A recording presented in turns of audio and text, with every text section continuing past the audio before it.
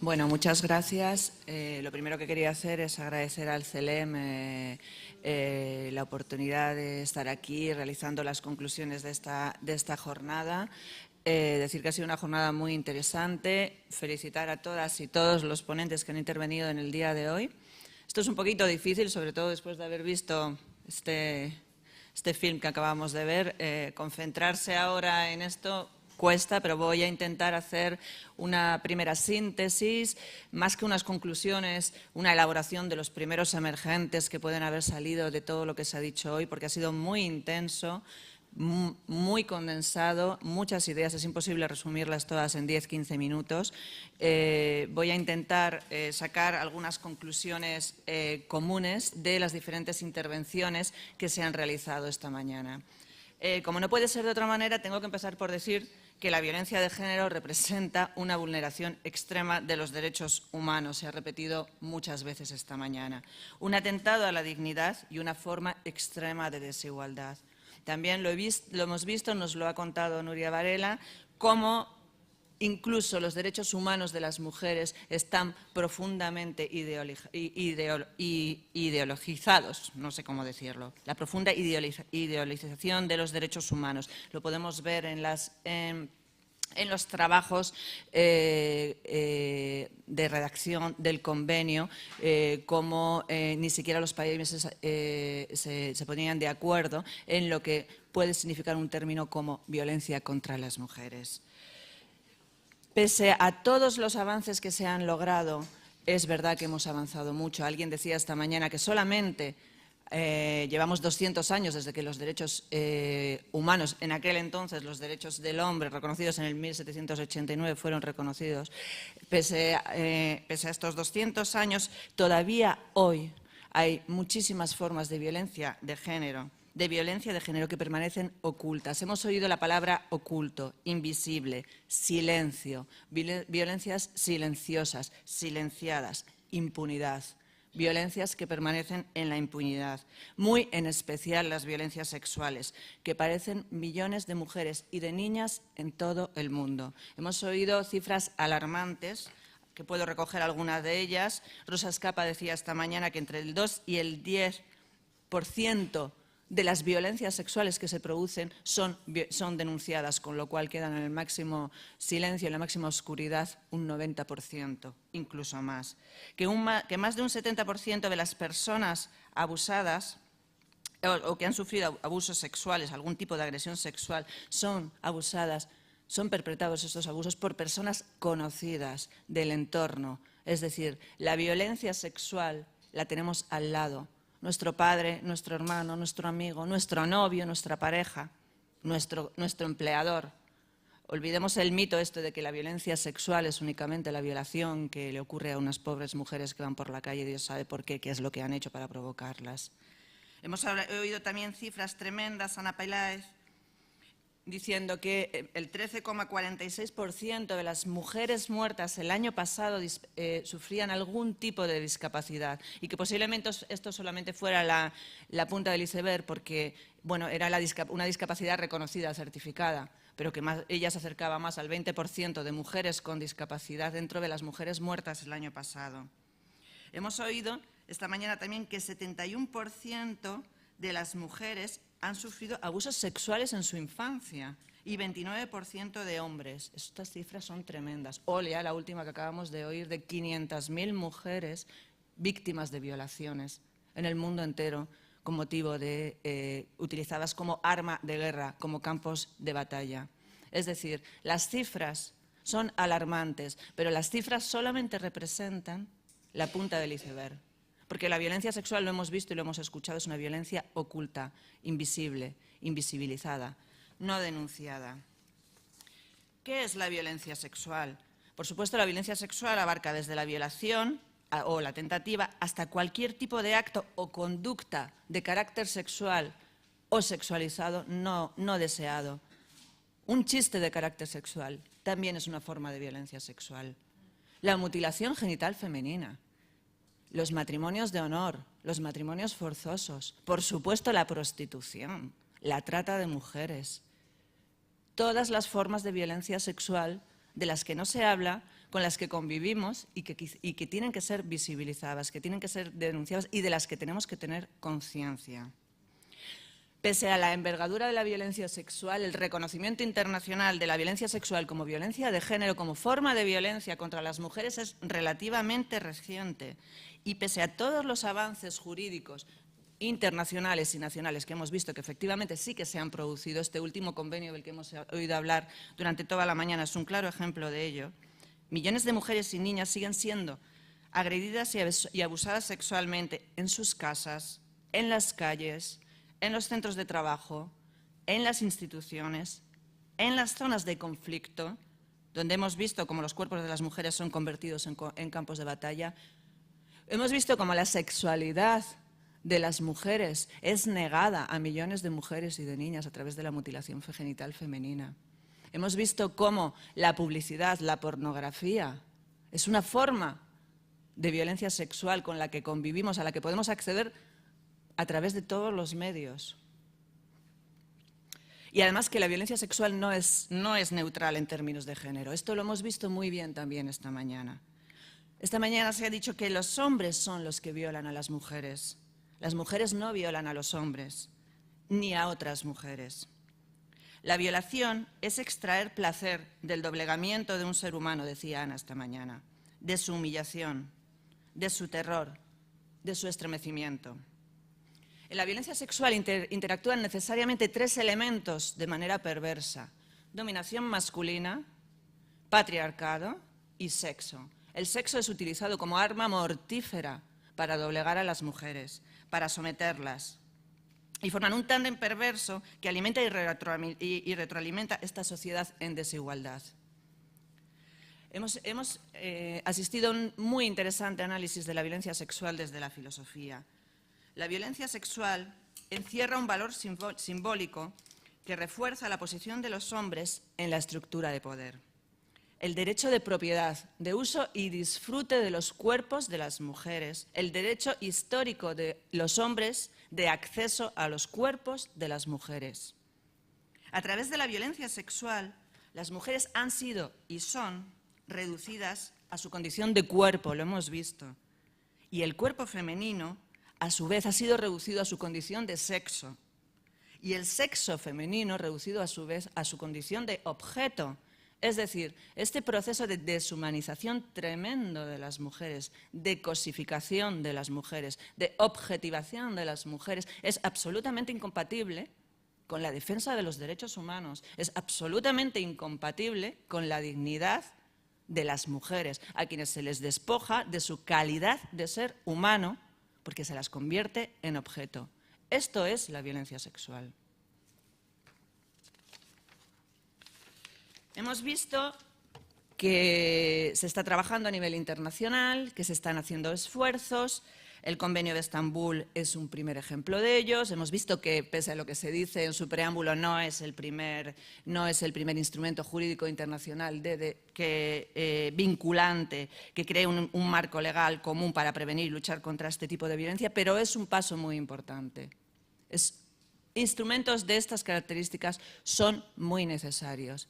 En España, la violencia de género, que somos considerados como país pionero por nuestra Ley 1/2004, no contempló las violencias sexuales contra las mujeres. Tuvo una visión reduccionista, lo hemos visto, de la violencia de género a la que se produce en el seno de la pareja, con la persona que se ha tenido o que se tiene una relación afectiva. Bueno, pues acabamos de ver durante toda la mañana cómo la violencia sexual es una clarísima manifestación y flagrante manifestación de la violencia de género.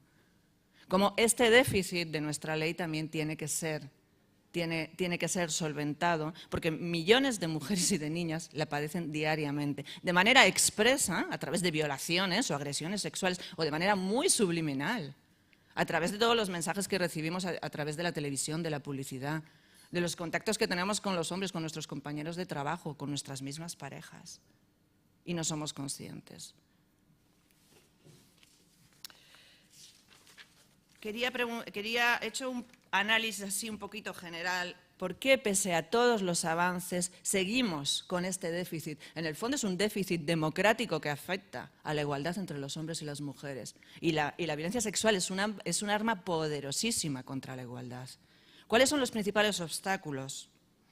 Creo que uno de los principales obstáculos que he identificado de todas las ponencias que se han hecho esta mañana, por supuesto, es el incumplimiento por parte del Estado de las importantes obligaciones establecidas en los estándares internacionales de derechos humanos y la falta de cumplimiento de las obligaciones que sobre estos derechos tienen los Estados. Bárbara Tardón hablaba esta mañana de vacío institucional, de que no existen políticas públicas contra la violencia sexual y contra las diferentes formas de violencia de género, que existe una discriminación estructural y cultural y una xenofobia presente en los discursos de las personas que supuestamente tienen que elaborar programas y proyectos para atender a las víctimas de la violencia de género. Las ONG se encuentran desarmadas, no saben cómo actuar frente a este vacío de las políticas públicas. Pero este no es el único obstáculo. Por supuesto, nos encontramos también frente a un fenómeno de trivialización, de banalización, de normalización de la violencia de género. Nos encontramos, alguien hablaba de una apología tontorrona de la sexualidad. Si se supone que el sexo es algo bueno, ¿de qué estamos hablando? Somos unas puritanas cuando vamos defendiendo o denunciando este tipo de formas de violencia sexual contra nosotras.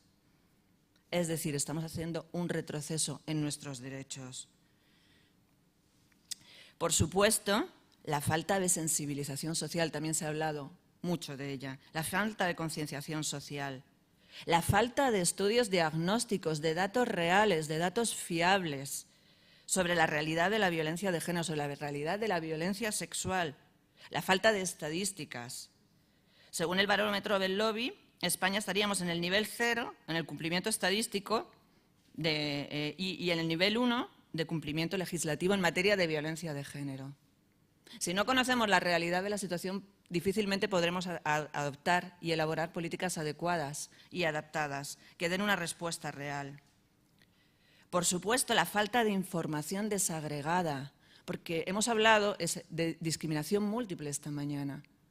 La discriminación que sufren las mujeres no solo por el hecho de ser mujeres, sino que a eso se une la discriminación que pueden sufrir por el lugar de procedencia, de creencia, de edad y tantas otras. La falta de información desagregada, todas estas variables que confluyen junto con el género y que conforman la discriminación múltiple de las mujeres, tienen que ser tenidas en cuenta a la hora de elaborar programas y proyectos de lucha contra la violencia y proyectos por la igualdad entre las mujeres y los hombres. Más obstáculos que he detectado. Por supuesto, la falta de recursos especializados. No hay una única, lo estamos viendo, no hay una única violencia contra las mujeres. No podemos confundir la parte por el todo. La violencia contra las mujeres no es únicamente la violencia que se produce en el seno de la pareja. Necesitamos recursos especializados para todas y cada una de las formas de violencia de género. Y no todas las mujeres son iguales, no todas las mujeres sufren el mismo tipo de discriminación. Tener en cuenta todos estos valores, todos estos factores es fundamental si queremos, se ha hablado aquí lo decía Bárbara, no hay programas adaptados, vacío institucional, falta de políticas públicas adaptadas. La falta, por supuesto, de personal especializado y sensibilizado en materia de género y de todos esos otros factores que contribuyen a la discriminación de las mujeres, por ser mujeres y por muchas otras cosas. Y luego, por supuesto, obstáculos como, por ejemplo, la falta de credibilidad de las mujeres cuando víctimas de violencia sexual, cuando finalmente se pueden decidir a denunciar, muchas de ellas, no, la escasez de denuncias, ¿por qué no denuncian? La culpabilidad de las mujeres.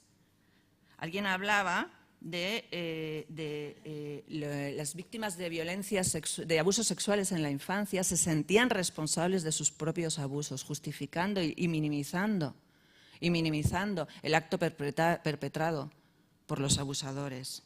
La falta de credibilidad. No nos creemos a las mujeres. cuestionamos a las mujeres. En cambio, alguien decía también esta mañana, con respecto a los perpetradores, con respecto a los agresores, había, lo tengo aquí escrito, lo decía Ana, una simpatía psicológica hacia los delincuentes sexuales. Es decir, una especie de minimización de sus actos. La responsabilización todavía sigue cayendo sobre las mujeres víctimas de violencia sexual. Esto es algo que constituye un obstáculo fundamental a la hora de concienciar a la sociedad. ¿Cuáles son los principales retos que nos podemos encontrar? Yo he identificado diferentes. Con respecto a la atención a las víctimas, con respecto a las mujeres, por supuesto, empoderarlas, a las mujeres y a las niñas. Alguien decía esta mañana, pasar de víctima a ser sobreviviente, desculpabilizarlas y depositar la responsabilidad en quien realmente la tiene, los hombres perpetradores.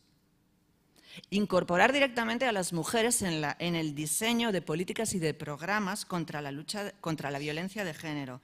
Incorporar la perspectiva de la víctima, la perspectiva de las mujeres, la perspectiva de derechos humanos, fundamental.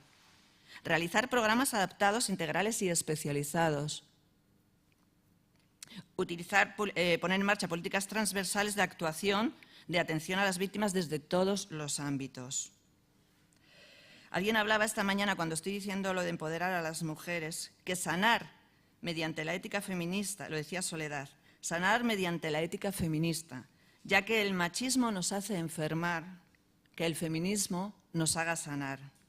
Y apoyar y dar voz a todas las mujeres que están en el servicio doméstico, en la prostitución, en las redes de trata, en la pornografía, o a todas las mujeres que están siendo víctimas de cualquier tipo de violencia sexual. Principal reto en temas de prevención y sensibilización, necesidad de campañas adaptadas, como por ejemplo la que hemos visto esta mañana de violadas y expulsadas que ha presentado Bárbara.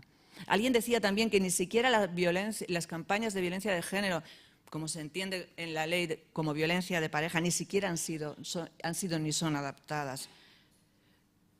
Campañas que tengan en cuenta la discapacidad, campañas que tengan en cuenta a las mujeres migrantes en situación irregular, a mujeres mayores, a todas las mujeres, porque todas las mujeres, por el hecho de ser mujeres, somos víctimas potenciales de la violencia sexual y de la violencia de género. La formación de profesionales desde los derechos humanos y desde el género, por supuesto. La creación de redes de expertos, de grupos de reflexión y de opinión. Y, por supuesto, necesaria la realización de estudios diagnósticos. No sabemos qué es lo que pasa, no conocemos la realidad. De estudios de prevalencia, de diseño de indicadores de todas las violencias de género, de todas las violencias contra las mujeres, adaptados a las diferentes situaciones. Mejoras en la investigación de las herramientas forenses, en los procedimientos judiciales. Hay que evitar la doble, la triple revictimización de las mujeres. Las mujeres víctimas, de esto se ha hablado un poco menos, pero las mujeres víctimas de violencia sexual, cuando deciden denunciar, inician un camino, una tortura judicial que se va a prolongar a lo largo de años, en las que se les va a victimizar y revictimizar una y mil veces. Estos procedimientos judiciales, que son arcaicos, que no tienen ningún tipo de perspectiva de género, hay que mejorarlos, hay que cambiarlos. Desde el punto de vista de la coordinación y de la cooperación, por supuesto, un mayor grado de compromiso y de coordinación de las administraciones públicas y de las entidades privadas. Un reconocimiento del trabajo y del valor de las ONGs y de la sociedad civil, que son las que están a pie de calle, las que trabajan con las víctimas y las que conocen la realidad de la primera mano. Una mayor coordinación y concienciación de todos los agentes sociales implicados y la realización de protocolos de actuación. Esta mañana se hablaba que en materia de violencia contra la pareja existen protocolos de actuación, pero no tenemos protocolos de actuación contra la violencia sexual. Las organizaciones están perdidas, los profesionales y las profesionales estamos perdidas cuando nos enfrentamos ante una víctima de violencia sexual. Muchas veces no sabemos cómo hacer, no sabemos qué decirles. No tenemos recursos adaptados para este tipo de violencia. Y retos políticos. Voy a terminar con los retos. ¿Qué retos políticos tenemos, sobre todo aquí en España? Por supuesto que las violaciones y todas las formas de violencia sexual sean incluidas en las agendas políticas de todas las administraciones y de todos los Estados. Que se ratifique el protocolo de Estambul, por supuesto, pero no solamente el protocolo de Estambul, también las directivas europeas referentes a delitos sexuales contra menores y sobre normas mínimas de derechos de todas las víctimas de delitos, todas estas directivas que hemos estado viendo a lo largo de la mañana. Que se realice una aplicación analógica de los beneficios de la Ley Orgánica 1/2004 de medidas integrales para las víctimas de violencia sexual. Que se realice una reforma de la Ley de Extranjería, de la Ley de Sanidad que limita el acceso al sistema público de sanidad de las mujeres migrantes en situación irregular.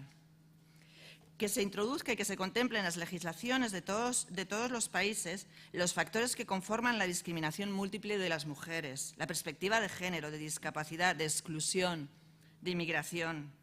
Que se realicen programas integrados, individuales y adaptados a las especificidades de todas las víctimas de género y de todas las mujeres. Que se trabaje en la educación fundamental, educación en valores igualitarios y educación afectivo-sexual en los colegios, en los institutos. Y, por supuesto, que se dote de medios económicos y de medios humanos, porque si no, no hay nada que hacer. Y ya para acabar, tomando un poquito las palabras que decía Rosa esta mañana, que hablaba de que la crisis económica ha provocado un retroceso directo en los derechos de las mujeres, ella nos llamaba a que los movimientos feministas, el llamado triángulo de terciopelo, el feminismo intelectual, las asociaciones y las universidades, nos unamos para la recuperación y el avance de los derechos de las mujeres. Yo a esto diría un poquito más. También diría que a esto unamos, cómo no, lo acabamos de ver, la fuerza del arte como denuncia, la de los medios de comunicación, el papel y el rol de los medios de comunicación en este tema es fundamental. De los niños y de los hombres, como dice también el convenio, involucrémoslos en la concienciación y en la prevención. De la sociedad en conjunto, para procurar ese cambio de mentalidades del que habla este convenio y que es el paso necesario para llegar a alcanzar un mundo sin violencia hacia las mujeres, sin ningún tipo de violencia, por supuesto, sin violencia sexual. Un mundo sin discriminación, un mundo en igualdad entre mujeres y hombres. Gracias.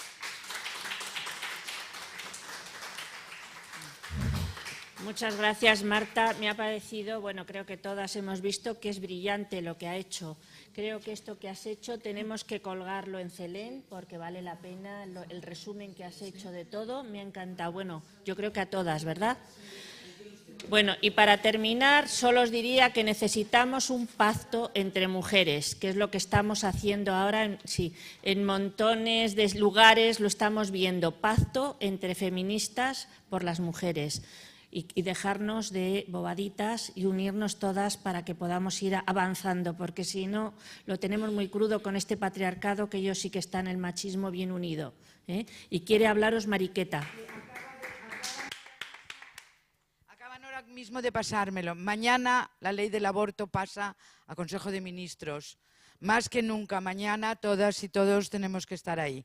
Hay una quedada a las 12 en Moncloa y a las 7 de la tarde en el Ministerio de Justicia. Todas con un trapo rojo o un vestido rojo. Por favor, no faltéis nadie. Y comunicarlo a todos. Nos jugamos, bueno, no os lo voy a contar.